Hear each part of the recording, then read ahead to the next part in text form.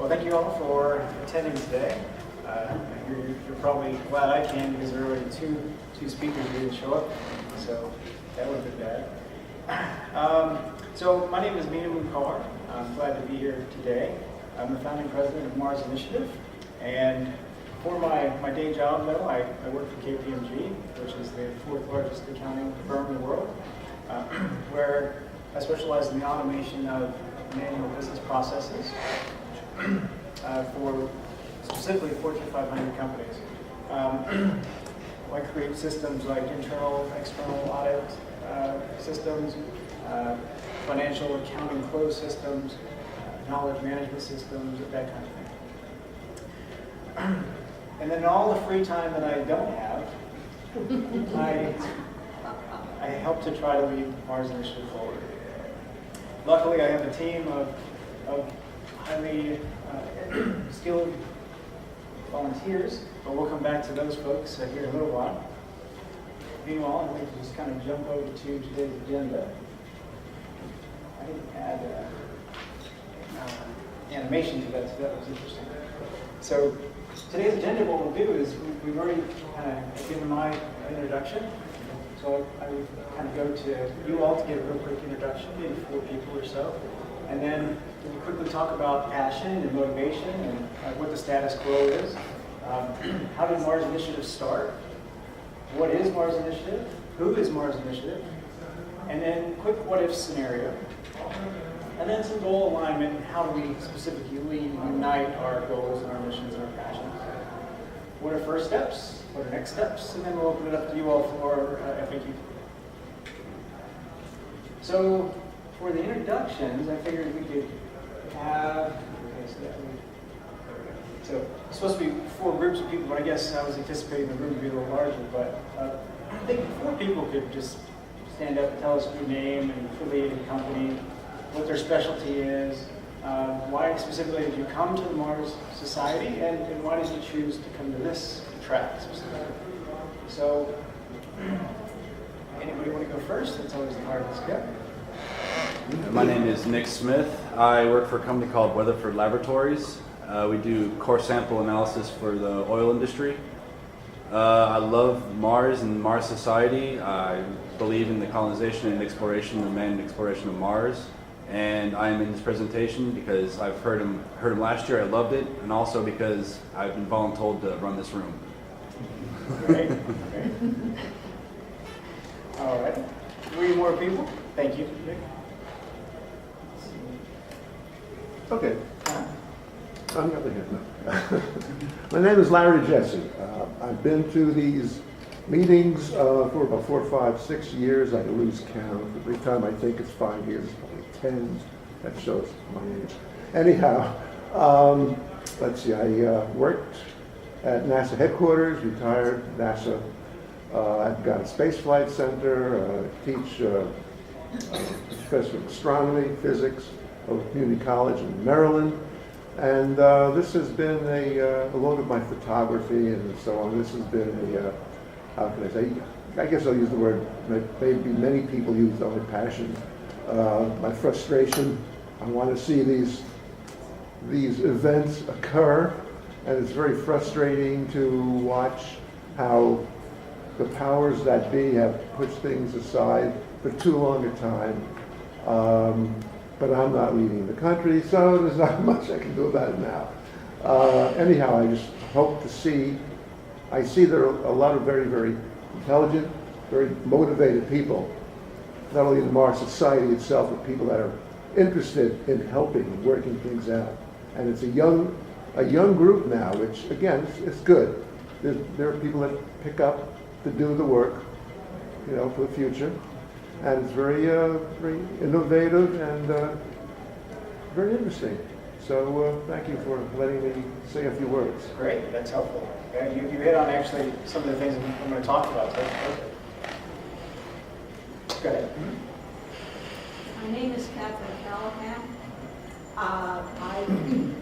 Astronomy was my first love as a child, astronomy and mathematics. Although I ended up a professor of linguistics at Ohio State University, specializing in Central California Indian languages.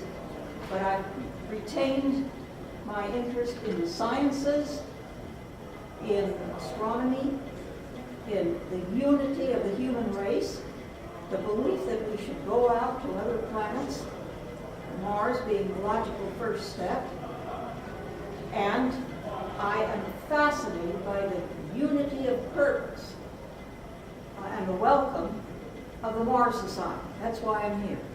Beautiful. It's hard to say it any better. Right, one more person.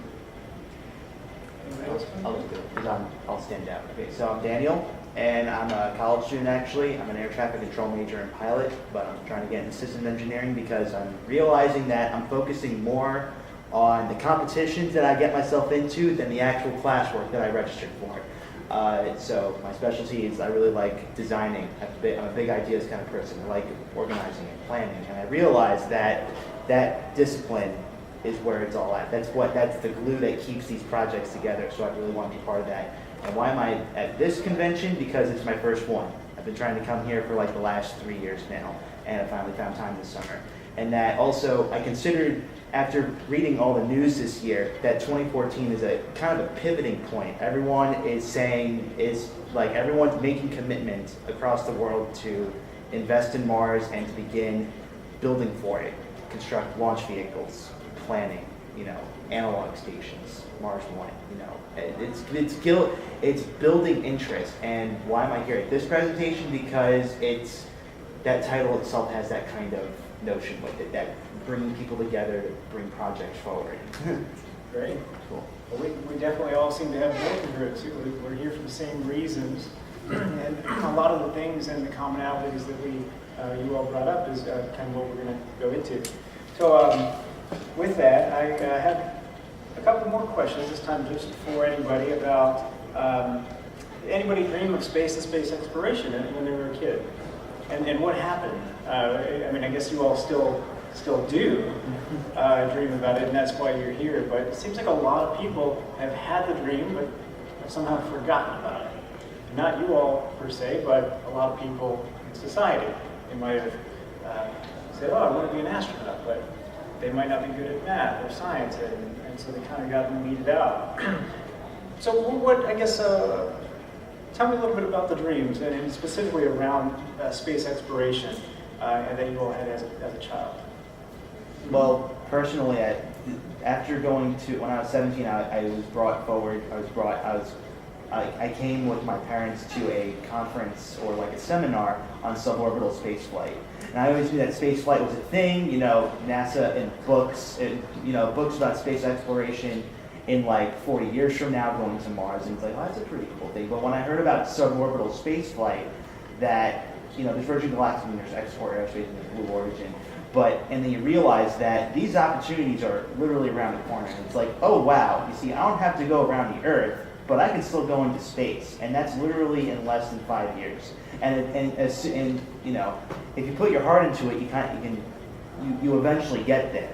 So, and even at a young age, I see that instead of this 30-year commitment, it could happen in 5 years. Right. Assuming you play the right cards, it could happen in less than 5 years. People unite. Yes, people unite. Yes.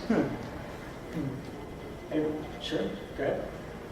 I was young with Star Trek, of course, and the landing on the moon, staying up all night, watching that for 36 hours.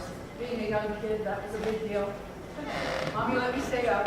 And, but I dreamt for years about being an astronaut, and I would dream of being on the moon. My dreams would be of the moon, being on the moon in an environment. So it's just because it was so much part of our life. Hollywood provided a lot of imagery too back then, whereas now it's cop shows. Right. What happened? We're going backwards. Exactly.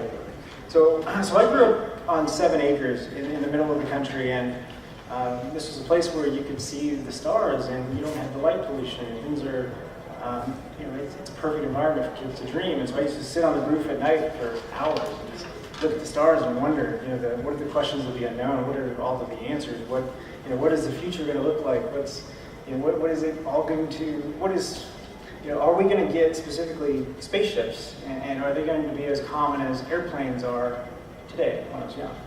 So I was hoping to see that when I was little. I was also hoping to see space hotels and the ability to have a vacation on a space hotel, take a vacation to the moon, basically be able to get friends together and do space exploration like Christopher Columbus on a spaceship that you could possibly buy, like a car.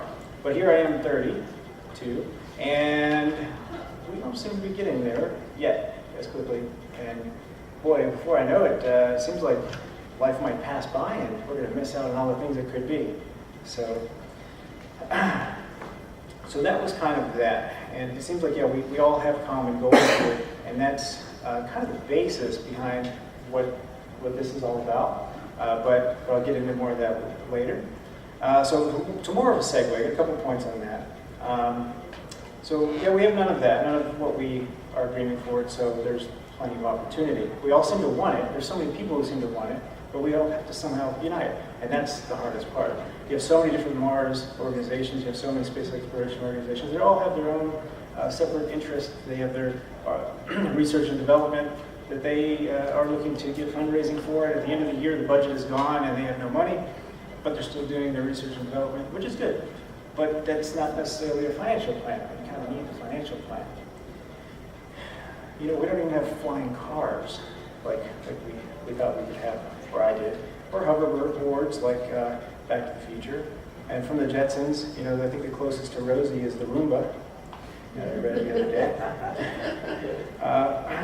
But I think the biggest thing is, the manual processes that we go through. And like I said, that's what I do at work. If there's a manual process, something that we do over and over again, there's a way to automate it usually with technology or with something. And so why can't we get up in the morning and just simply press a button and then we have our eggs ready and our bacon, however we like it, and then it cleans itself. It doesn't even need to be an entire robot, but and I think the reason why we possibly don't have that is because we are stuck on Earth. Because making eggs in the morning, if you're in space or in Mars, would be a little more difficult if you're there. So we're forced to think outside the box. It's not as convenient anymore to make the eggs. So technologies grow. So with that, if humans were on Mars, I think that we would just be forced to automate these simple repetitive tasks and think about these different things, and we would have more solutions for technological innovation. And I think a good example of that is the Ansari X Prize with the private spaceship. That was, I don't know, probably everybody here knows all about the X Prize, but just for those of you who don't, we had the first one was the goal to do this private spaceship capable of carrying 3 people, fly 2 times within 2 weeks, with the objective of opening up Space Frontier. And so the result of it was a $10 million prize that sparked investment of $100 million in new technologies. I mean, it's huge. You offer a $10 million prize and you have $100 million of investment. I mean, that's a big impact.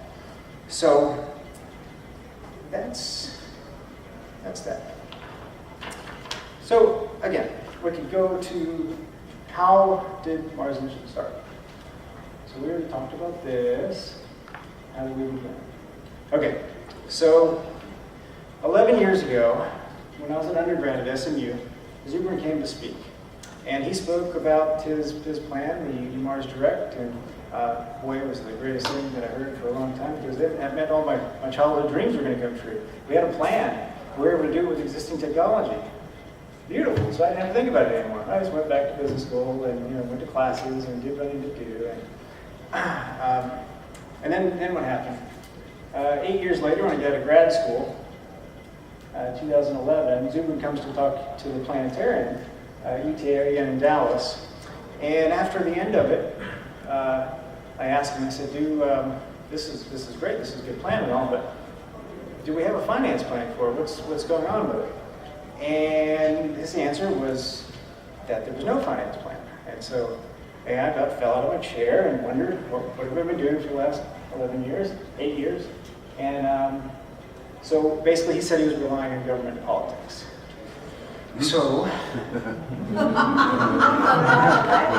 which is right, it's what he's been pushing, right, government and politics.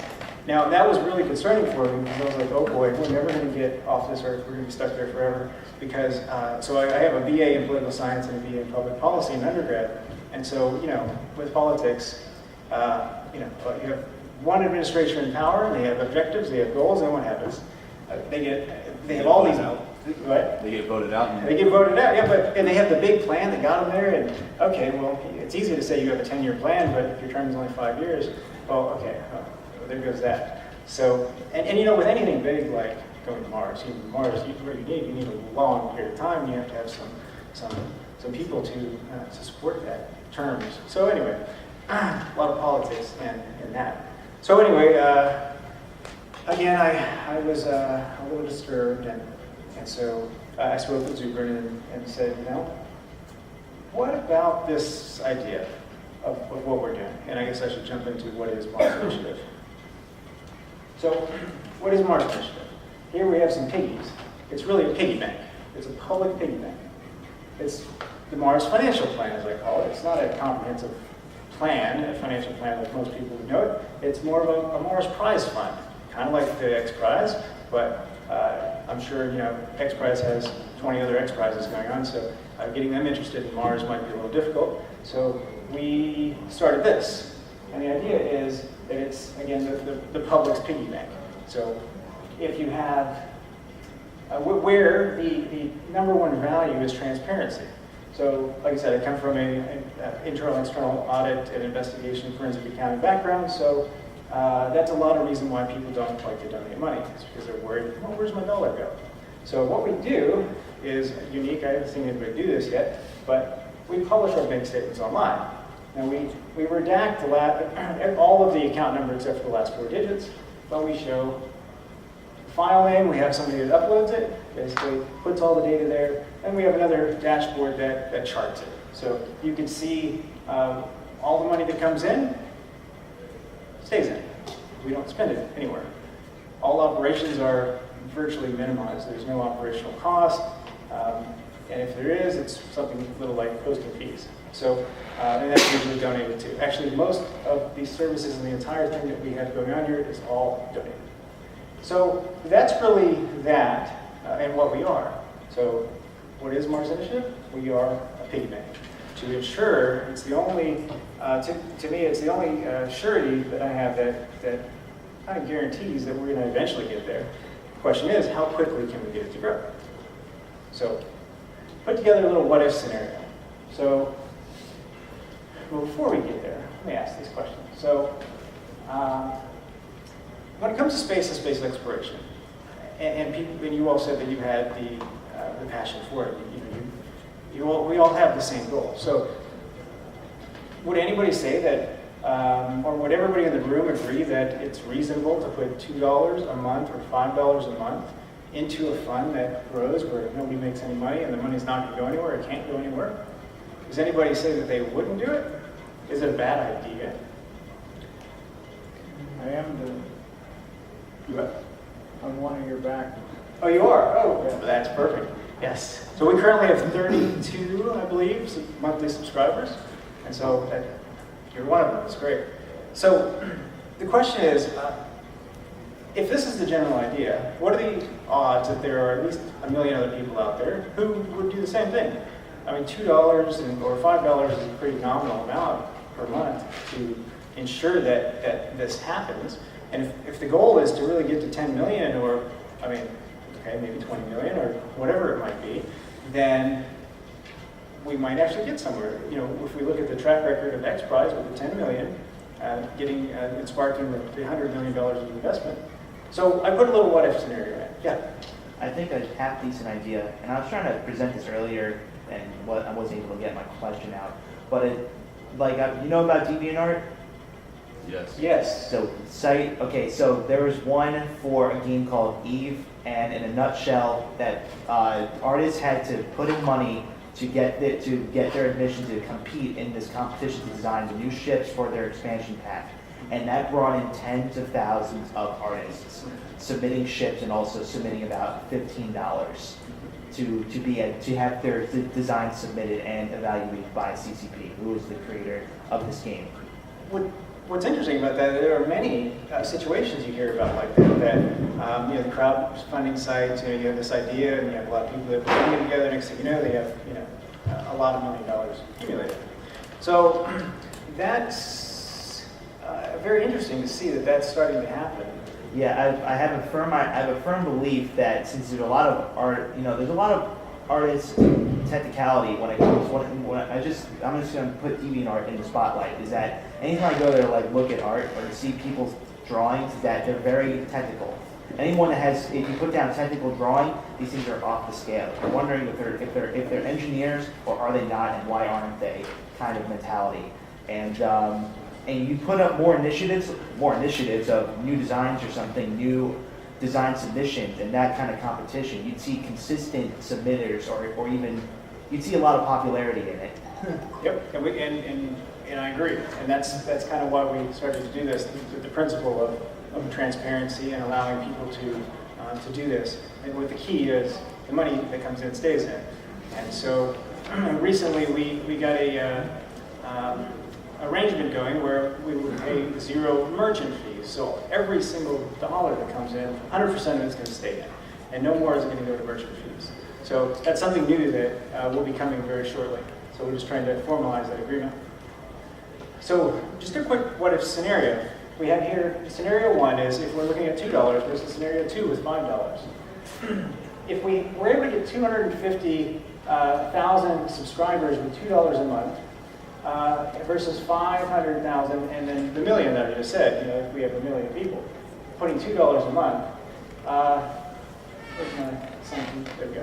So this is over a 10-year period, 10% compound interest, think of a low-risk index fund or something like that. Now we're looking at $110 million for just 250 people. Now if we jump to 1 million, that's 440 million. I mean, the math seems to make sense. Now, if you go to scenario 2, it's a lot more aggressive because it's a little higher in dollars. But if you have 250,000 people, then you're going to have, after 10 years, 270 million. And I think the cost to go to Mars was, it started out at like 20 billion, I think was the estimate, and that was by NASA. And then private enterprise started coming in, and they ended up driving the number down. I think the cheapest I saw was 2 billion. Everybody agree? Yeah. Okay. So with that, I mean, that takes a good chunk of that return on investment of whoever's trying to do that. So that's actually the first point of what I forgot to say about the prize fund. The prize fund balance would go to the first entity that successfully lands a human on Mars. So it's a prize fund. The first entity that does it, they'll get it. We have a whole page of rules listed for who would get the prize and what conditions must be applied. We had to make that formal. I think we got that from the last meeting. That was what the audience said at the last Mars Society meeting. We need these rules to be formalized and publicized, so that was the first thing we did out of that meeting. So based on the math, that's what we're looking at, and that's what we're thinking. So who is the Mars Initiative?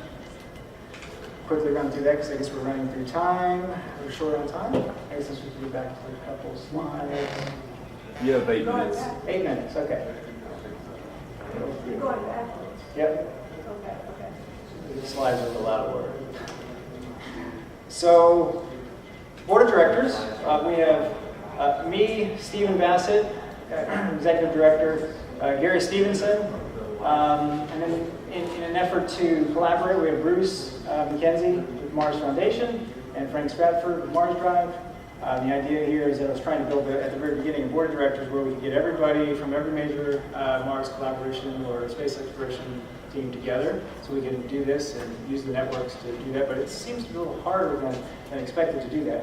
But nevertheless, it seems to be slowly working. Executive committee, these are the folks who help us run the day-to-day operations. We have Lee, she deals with helping us find new talent. Nikki deals with our CPA, she deals with their accounting. Dwayne, social media, and then David Gini with media relations. Then we have our board of advisors. So we just recently put together the board of advisors. The idea was to give the organization some more credibility. And this advice came from Bass with Mars One. He said, I guess the biggest reason why he's successful is he found a very good advisor first, and then the advisor sat on the board, and next thing you know, he got another good high-powered advisor, and that started giving him the publicity and credibility necessary. So we took his advice and started building this a couple months ago. So we found John Brophy, NASA JPL propulsion expert, former SpaceX lead mission operation engineer, Daniel. I guess he was, as I understand it, responsible for getting the International Space Station to dock with the ship. And then we have Jason Rand, who's public media relations advisor, helps us with that image. And then marketing committee with all of our digital media, trying to get our word out. And we have this ambassador program that we're doing, where we have 12 representatives as ambassadors, representing 8 countries. So that is the team. That's who we are. We didn't have animation. You have a kit where we want to go. Okay, we're almost there. Bing, bing, bing. We got who? Goal line. Okay. So to finish up here. So I think we need to plan strategically and collaborate, which is a lot of you all said. So what are first steps to this? So we're thinking joint initiative between Mars Initiative and the Mars Society. Okay. And so let me back up to the story of what happened when Zubrin was at UTA Planetarium, and I told him afterwards about the financial plan. Why don't we have this financial plan? What can we do? And he basically said that once we get formalized, he said, go ahead and set up the Mars Initiative, get formalized, get some money in the account, get everything going, and then I'll jump on board. So what we'd like to ask is, if you all like what you see here today, somebody go back and talk to him, just tell them that you like the idea. Because we're going to approach him and we're going to ask him to do so again. And hopefully he'll this time say, okay, we're formalized enough for him to jump on board. Because I think it's, how do you run a Mars Initiative if you don't even have a Mars Society on board? We're asked that all the time. And so I asked Zubrin, I said, how am I supposed to deal with this? And he said, just say what I just said. He asked us to be formalized, and then he'll jump on board. So with that, again, if you like what you see, tell him that. So that when we come to him, he'll know that his supporting organization will be on board. So next steps after that is the good one. So we're thinking after the Mars Initiative, Mars Society Partnership, the subscriber base will increase significantly. Once we get something like 100 or either 50 or 100 monthly subscribers to the public fund, we're told that we would have a newsworthy story for mainstream media to pick it up. And of course, if that ever happened, then as what happened when we did a major press release once, the numbers skyrocketed from, I think, 5 subscribers to 30. And getting these newsworthy stories out to large audiences is the hardest thing. Now, once that happens, the numbers are going to just jump up. That's been the single most success factor that I've been able to see, is when you issue a press release and it goes to a lot of people, the subscribing base goes up tremendously. So that's part of the plan. If we get Mars Society on board and our subscriber base jumps to 50 to 100 subscribers, we have a newsworthy story, that would be a good news release, press release. Then, once the base goes up, then the money will start coming in. And then we can go after large corporate sponsorships. We get a couple of those on board, the big names, maybe Boeing, Lockheed, something like that. Whether it's 15 or 10,000, whatever it might be. So as long as they are able to put their name behind it. Okay. So then, after that, we want to get a greater mix of advisors, maybe a former NASA administrator or some other high-profile advisor. And then after that, we'd like to target the celebrity endorsement, get 1 or 2 folks. Actually, Neil deGrasse Tyson would be perfect. He's the guy I would like to have on board. Because, when he speaks, people listen, and if that happened, I think we're going to Mars. That would be my thought. So I think, that's our strategy, that's our plan, that's what we're thinking. And I think if we accomplish it in those steps, we're on our way to Mars, and our piggy bank will grow huge, and then some entity will finally get us there. And the story. So that's our plan. Does anyone have any questions? I see I'm out of time. We'll do 3 questions. 3 questions? Okay, sure. You're kind of replacing government charity with private charity. I mean, I love the idea, it's great, but rather than asking the government for money, you're now asking the public. Who needs them? Yeah, who needs the government, right? Yeah, that's Zimmer's fine. been asking for the government for a long time. But I mean, it's still asking rather than putting a financial plan forward. I mean, have you considered maybe giving financial advice or trying to promote? I haven't seen the rules, but are there stepping stone prizes before Mars? Are they like the ones on Case of Mars? We thought about that. Now, actually, our first idea was to put together like a Gantt chart where you have use all existing technologies and you're able to match them all up with the actual vendors, and you put together the plan, and then you say, you know, they're able to specify what those quotes are to do the various milestones. And what we're thinking about doing is at the beginning, put this together and allow the public to see it, make it transparent, allow people to say, okay, well, I'm a company and I'm able to do this segment of it cheaper. And so we were thinking of doing that as a starting point. And then so we had that kind of posted up, and now somebody else has started to do that, and that's what I'm glad we didn't go that route, because that wasn't actually what our focus was. Our focus was really to do this, because that route was way too complicated, because I'm not a technical guy, I'm more of a finance guy. Who was the people that were doing that? That's Mars One. That's what they're doing. Yeah, in a way, somewhat similar. So if a government went to Mars, would you then offer them the prize money? Yes, that's a good question. And so we made that in the rules that if that happened, then yes. You might see smaller countries start participating. Right, there's prize funds involved. That's true. Yeah. And even because my objective is that I don't care who gets us there. Let's just go. Right? Humans on Mars, that's the number one objective. Can you imagine the hype that would be around it? Everybody would be watching TV, and I think that's where Mars One is looking to do the reality TV show. Any other questions? I think we got one. Yeah. There's a really good book that I have not finished, but it's called The Tipping Point. Oh yeah. Yeah, you might pick it up secondhand or something. It'll get to that phrase where you said the world catches the trend. It kind of focuses on that, when the world's going to catch the trend, how to get there, and there's some issues about timing in there. But I haven't finished the book, so I can't highly recommend it. Yeah, no, it's a good book. I read segments of it. Okay. Tipping Point. That's okay, you're familiar with it. Mm-hmm. Yeah, I believe it's a sociology book, right? Yeah, I think so. Yeah, The Tipping Point. Yep. All right, I guess we're good. Thank you, everyone. Thanks, everyone.